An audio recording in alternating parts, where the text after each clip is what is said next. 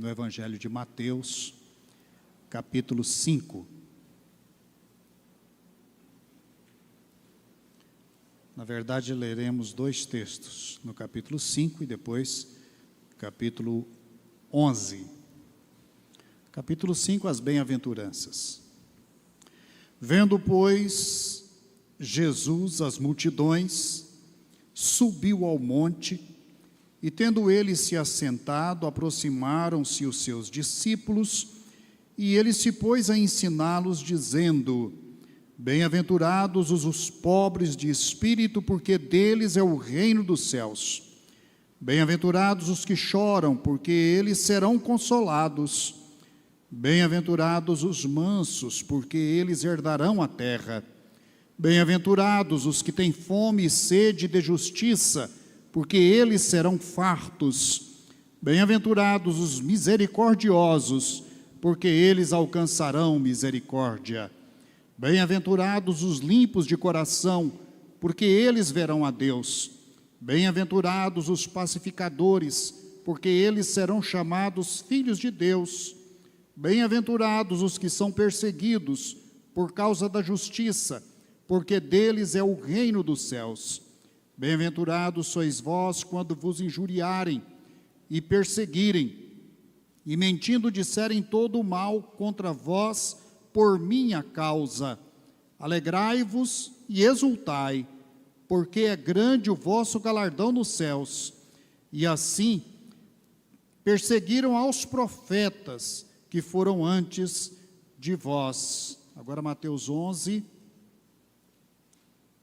Naquele tempo falou Jesus dizendo: Graças te dou, ó Pai, Senhor do céu e da terra, porque ocultaste estas coisas aos sábios e entendidos e as revelaste aos pequeninos.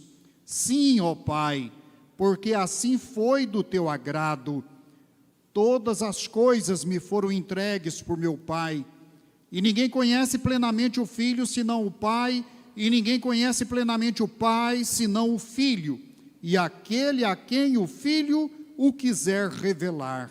Vinde a mim, todos os que estáis cansados e oprimidos, e eu vos aliviarei. Tomai sobre vós o meu jugo, e aprendei de mim, que sou manso e humilde de coração, e achareis descanso para as vossas almas, porque o meu jugo é suave e o meu fardo é leve.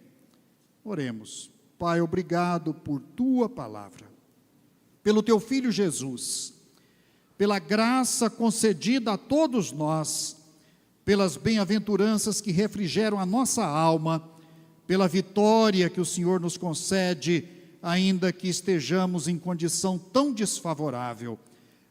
Pedimos o perdão agora para os nossos pecados e pedimos a tua bênção sobre esta reflexão, que nós guardemos em nosso coração e alimentemos a nossa alma com a tua palavra e com as tuas promessas. É a nossa oração em nome de Jesus. Amém. Queria refletir com os irmãos e amigos e ouvintes nesta noite sobre o tema as bem-aventuranças de Jesus para um mundo cansado de sofrer. Falar de um mundo cansado de sofrer é falar da coisa mais óbvia que podemos, de fato, testemunhar. Começaria com um pensamento. A vida terrena só é suportável quando estamos sustentados pelos braços de Jesus. Acho que todos concordamos com este pensamento, não é?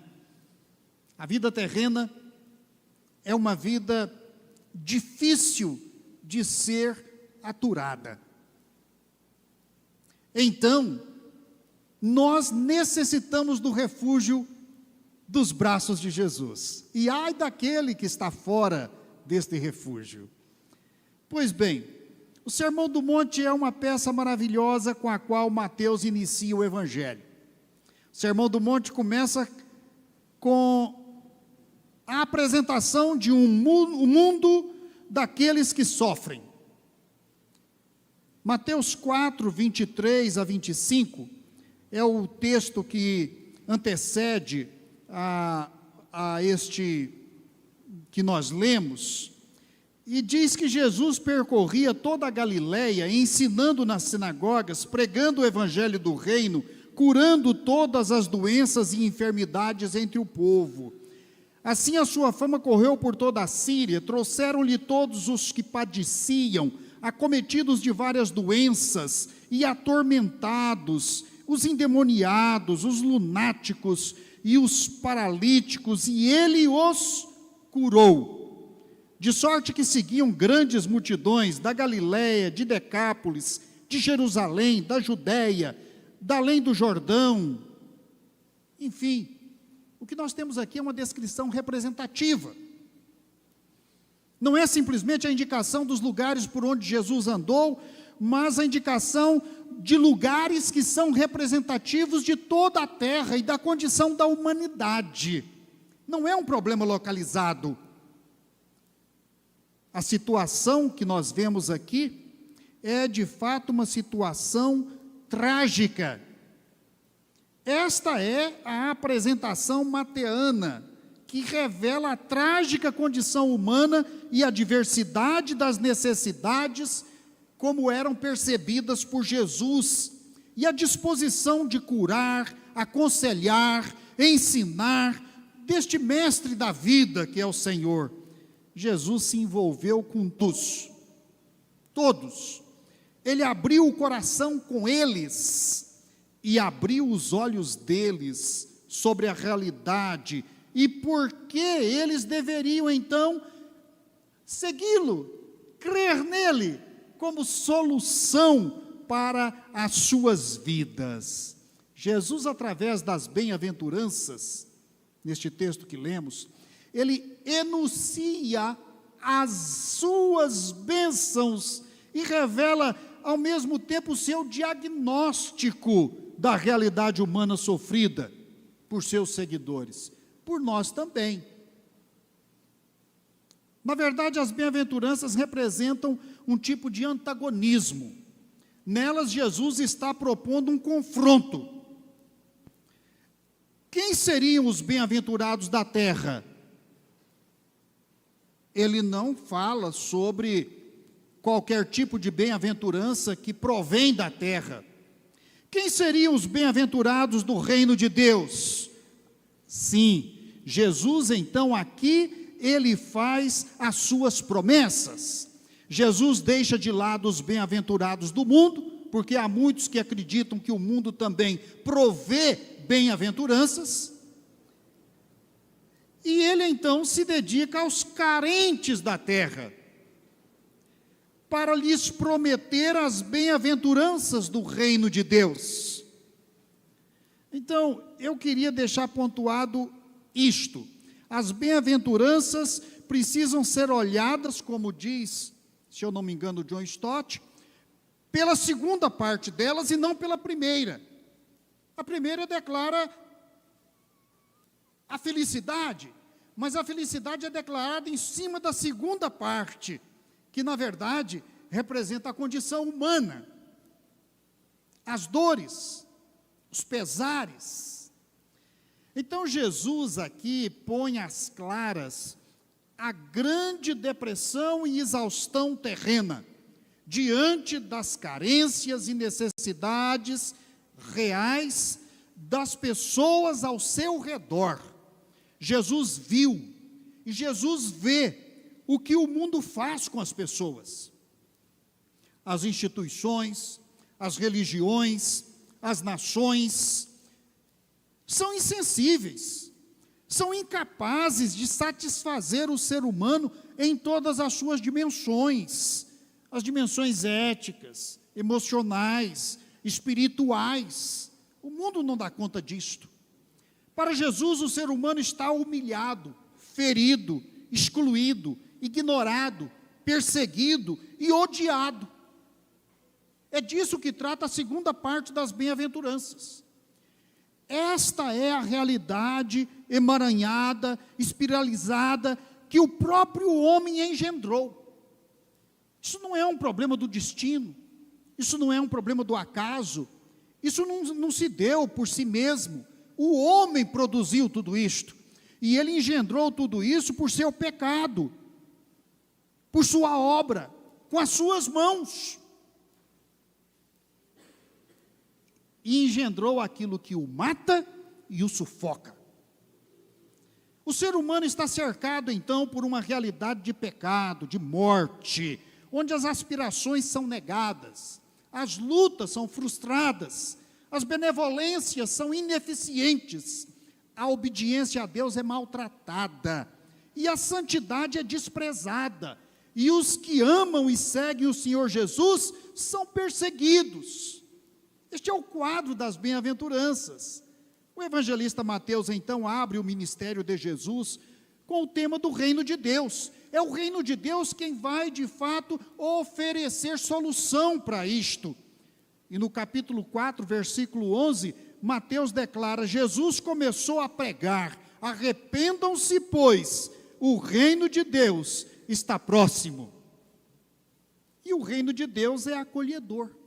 O reino de Deus é o lugar da plenitude da paz, é o shalom, da vida, da justiça, da habitação eterna, do consolo, da pureza, da santidade, da proteção, da alegria e do fim de todo o sofrimento. É este o reino de Deus. O reino de Deus é o lugar das bem-aventuranças, para aqueles que procuram aqui a sua felicidade e plenitude e não alcançam. Aquele que, portanto, está frustrado com este mundo. Aqui só conhecem aquilo que não satisfaz. De fato, aquilo que falta ao seu coração e o que o reino do mundo não oferece. Aliás, o mundo oferece perseguição, punição contra os que se dedicam a desafiar a sua tirania e a viver para o reino de Cristo. O apóstolo Paulo declara que o reino de Deus não é comida, nem bebida, mas justiça, paz e alegria no Espírito Santo. Romanos 14, 17. As beatitudes, ou bem-aventuranças, são, em suma, as marcas daqueles que obedecem à vontade de Deus. É aquele contraponto, aquilo que John Stott chamou de contracultura, contra um contexto mundano, que busca a vontade da sociedade egoísta do presente século. Nas bem-aventuranças, não temos um novo caminho de salvação, baseado nas obras, é um equívoco. Há religiões que pregam a salvação pelas obras, que as obras podem aperfeiçoar o ser humano, e que as boas obras são de fato o caminho da salvação. Eu passei em frente a um prédio religioso e estava escrito lá: fora das obras não há salvação. É um equívoco, porque pelas obras o homem só se envolveu em pecado, em destruição, só aumentou o grau de mortalidade, de violência. O que Jesus apresenta, então, é um caminho de promessas para quem aceita andar com Ele, na fidelidade do Evangelho e do Reino de Deus.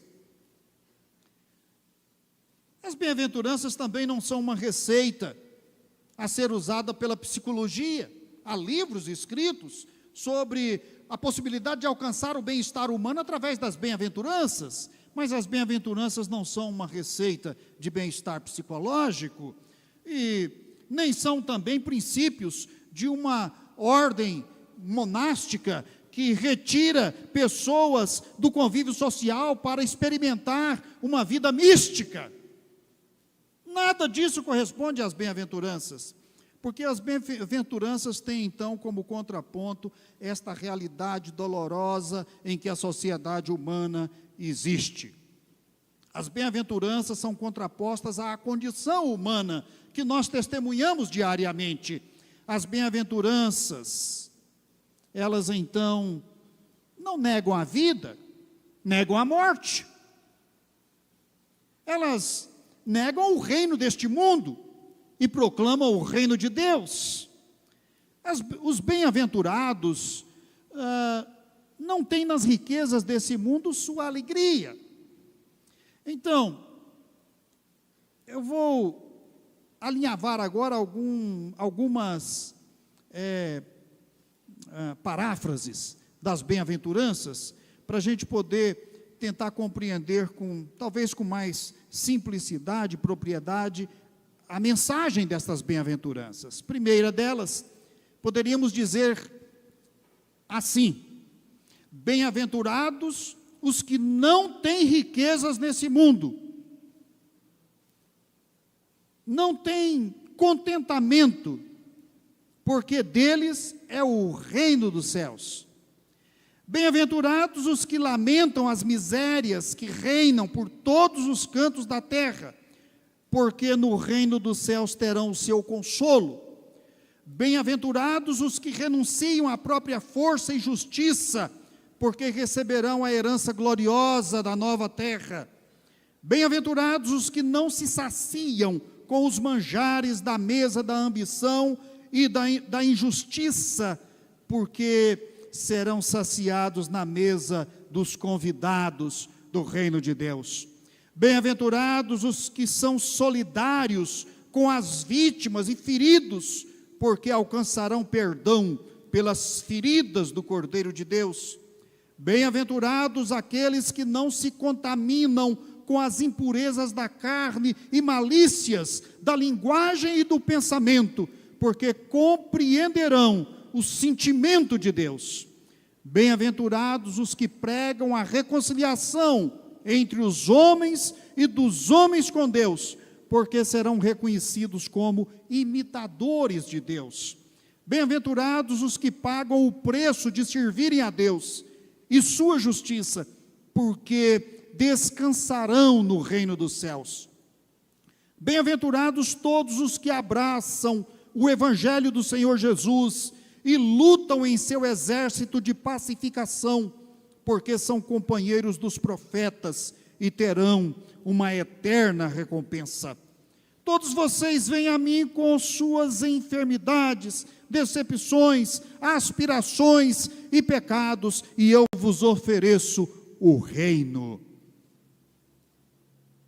As bem-aventuranças ensinam que, no confronto entre o crente fiel a Deus e o contexto de injustiças e morte ao seu redor, o seu coração sempre vai ser cheio de contentamento, porque ele se mudou do reino das trevas para o reino inaugurado por Jesus. Isto responde à questão: como é possível ter alegria e contentamento no meio do mundo de tanta miséria? Como é possível um ser humano não sentir de forma intensa as guerras, as doenças sem curas, as epidemias, as mortes, a violência, sem perder completamente a capacidade de se alegrar? Como é possível ter alegria no meio de uma sociedade marcada por tanta tragédia?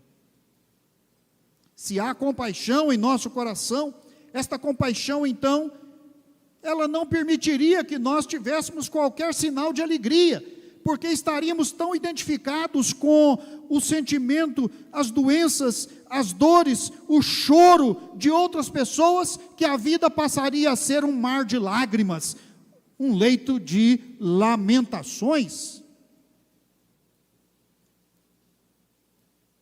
Mas quem crê em Cristo Jesus, ainda que esteja vivendo e atendendo e convivendo com tanta miséria, ele tem contentamento. Esse é o segredo das bem-aventuranças. Ainda que ele esteja vivendo no meio do reino das trevas, na verdade, ele tem no seu coração a semente do reino e a alegria do reino. Por quê?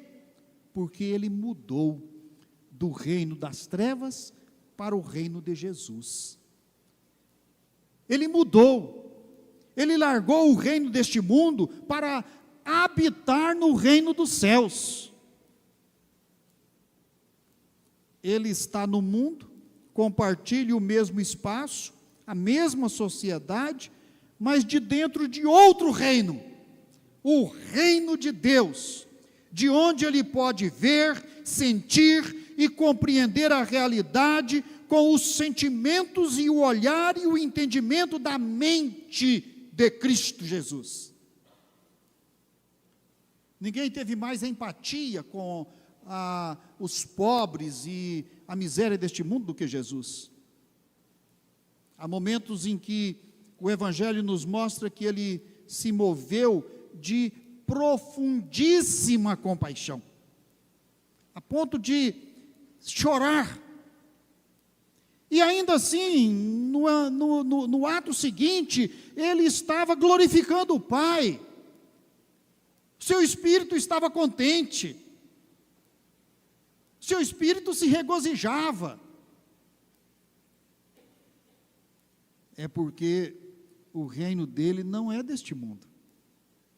Ele salva aqueles que estão no reino do pecado, mas de dentro do reino do Pai. Ele estende a mão, ele constrói pontes, ele resgata, ele laça as pessoas com os laços do seu amor e as puxa para o dentro do reino de Deus. Resta agora, então, dirigir o convite de mudança aos de nossa geração. Será que nossa geração pode experimentar estas maravilhas das bem-aventuranças? Para conhecerem o grande prazer de ouvir e de pertencer a Jesus?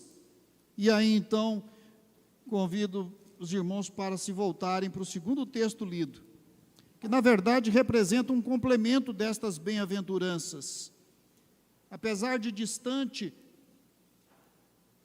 por estar no capítulo 11, eles ainda estão se referindo, de certo modo, ao capítulo 5.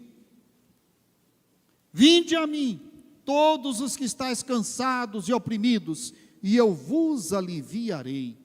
Tomai sobre vós o meu jugo, e aprendei de mim, que sou manso e humilde de coração, e achareis descanso para as vossas almas, porque o meu jugo é suave, meu fardo é leve.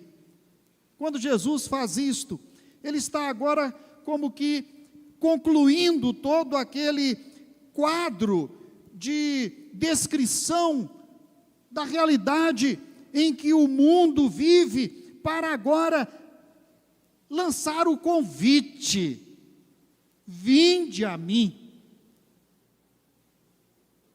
Resta, portanto, aceitar este convite.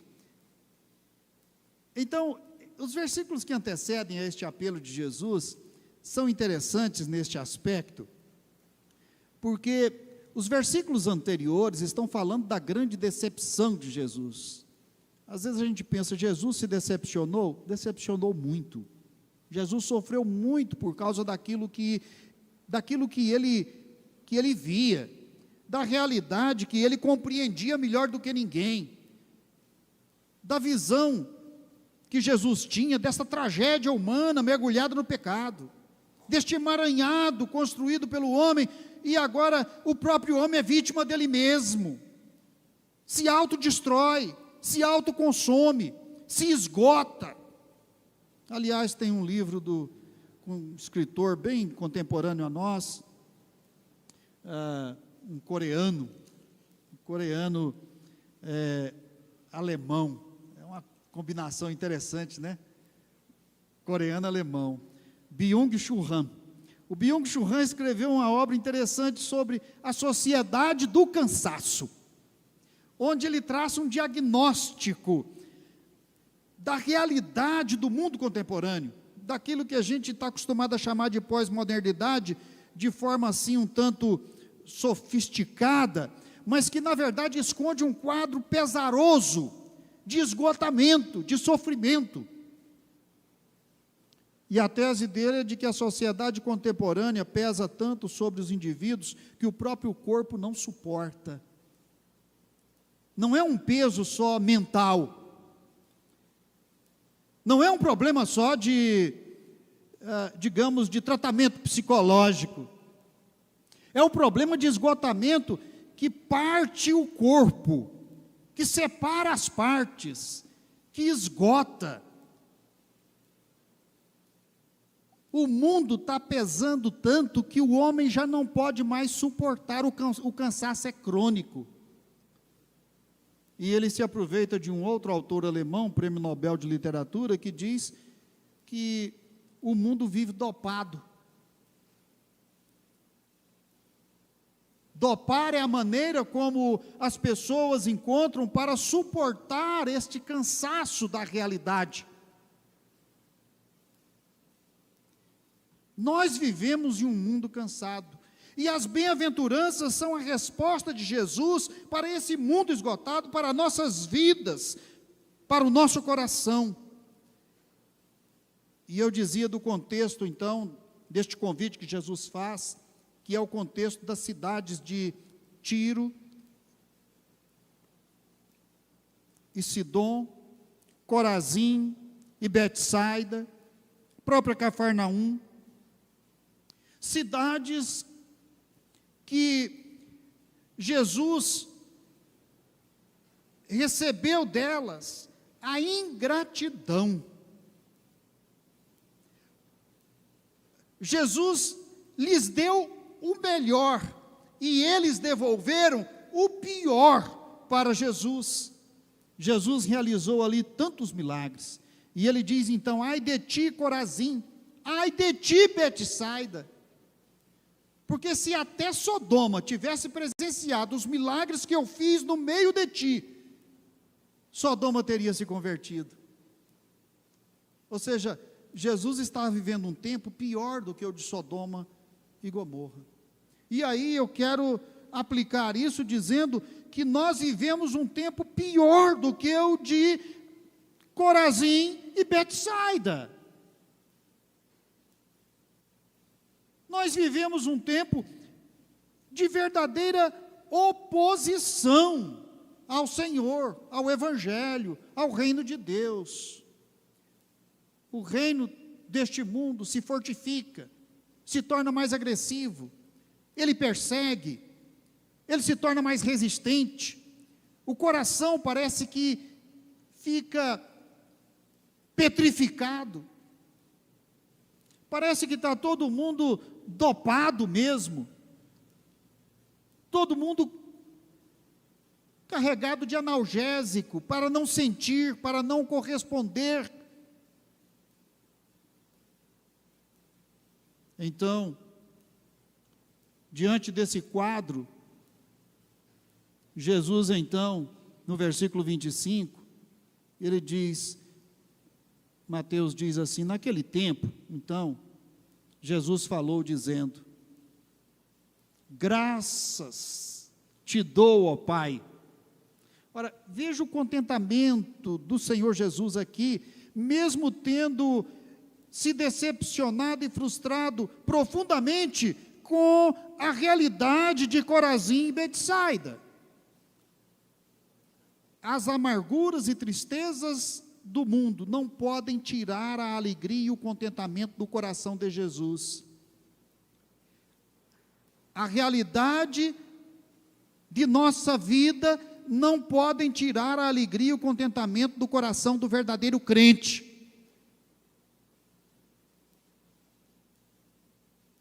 O crente não afunda com o mundo. O crente não se dissolve com a derrotada do mundo. O crente, ele não fracassa com o mundo. O crente não está condenado a ser consumido com o mundo. O crente, ele é resistente por causa da graça do Evangelho em seu coração. Por isso aquele pensamento inicial que eu citei, não é? Não é possível nós resistirmos a tanta frustração neste mundo, a não ser que estejamos nos braços de Jesus, desfrutando de suas bem-aventuranças. Eu te louvo, ó Pai. Isso significa, apesar de rejeitado, eu te louvo, ó Pai. Apesar da ingratidão das cidades, eu te louvo, ó Pai. Então ele se sentia contente e bem-aventurado. Ou seja, as bem-aventuranças são uma experiência do próprio coração e alma de Jesus. E porque ele vivia esta bem-aventurança no meio de um mundo tão perdido, é que nós, como crentes em Jesus, podemos experimentar também, por mão e graça de Jesus, por transferência, não é? Estas bem-aventuranças de Jesus em nossas vidas. Há um canal que transfere isto para nós, é o Espírito Santo de Deus. As bem-aventuranças se aplicam então a Jesus primeiramente, e nele elas se realizam, e dele elas são compartilhadas então para nós. Este é o segredo daqueles que creem no Senhor Jesus. Aqui está a revelação do que Deus pensa então, da lógica, do logos, que define a sua escolha. Qual é a lógica, o logos, que define a escolha de Deus?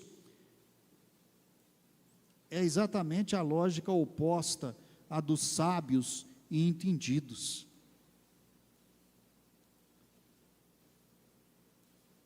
É a lógica que se revela aos pequeninos.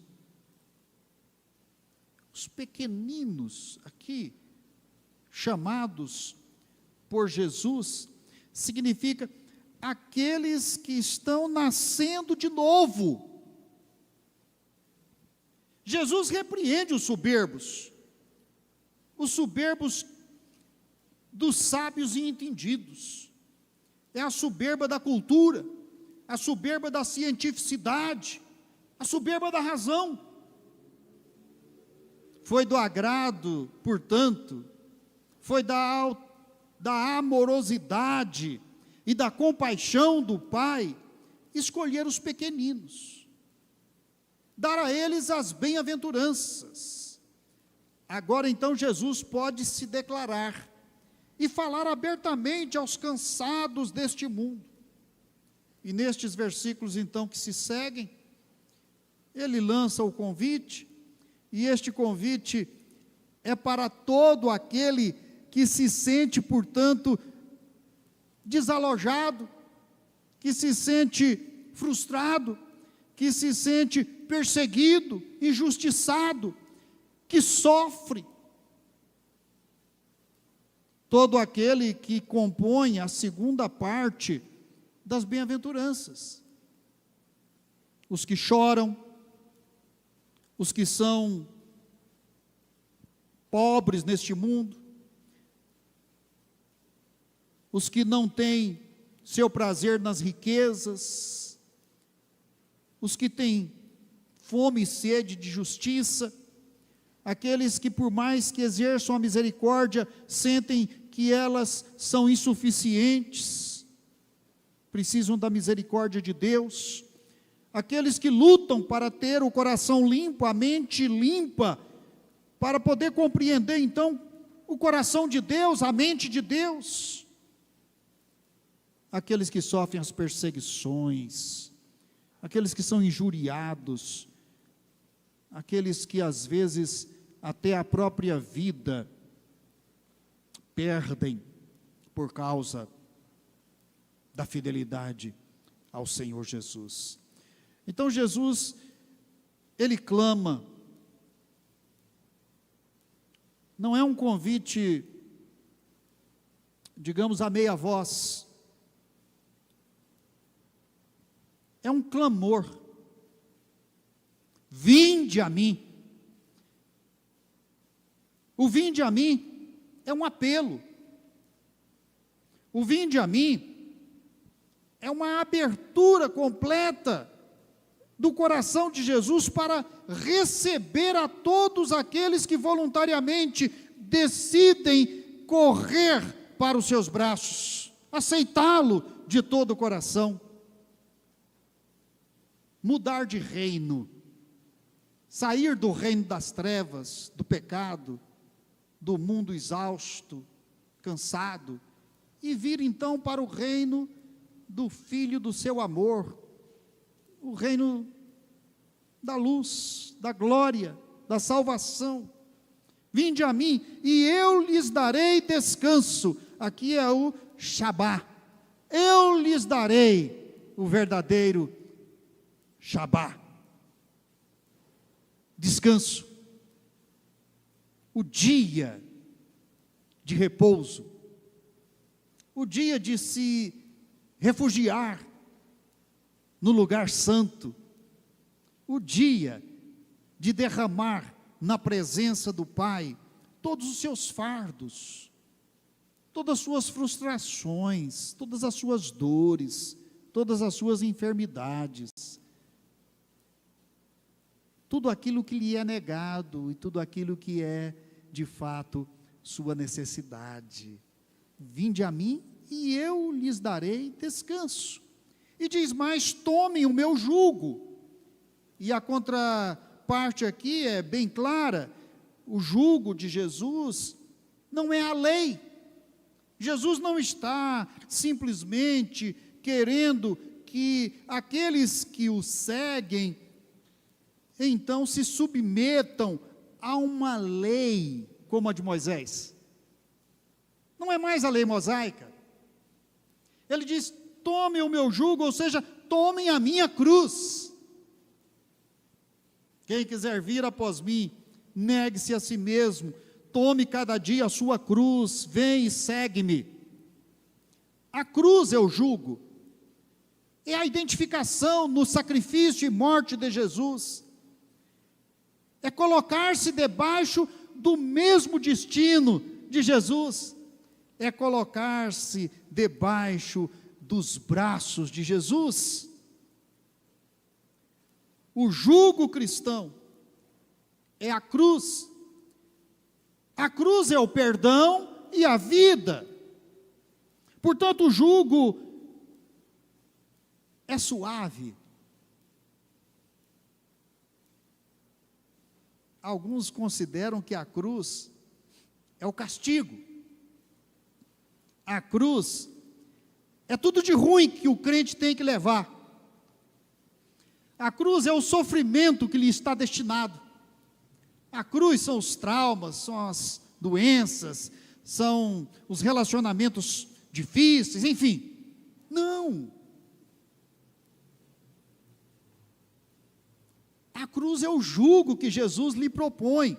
E ele diz: o meu jugo é suave, ou seja, é um jugo que não oprime, não é opressor, não é insuportável. E depois, ele diz: o meu fardo é leve. Fardo leve, a palavra aqui é uma palavra que se opõe a peso. Portanto, é leve, significa que não fere, não gera ferida. Pelo contrário, cura as feridas. E depois, por último, ele diz: aprendam comigo, seu único mestre e Senhor. Aprendam comigo, que sou manso e humilde de coração, e achareis descanso para as vossas almas. Se livrará então do cansaço, do sofrimento, do peso deste mundo que é excessivo, e desfrutará então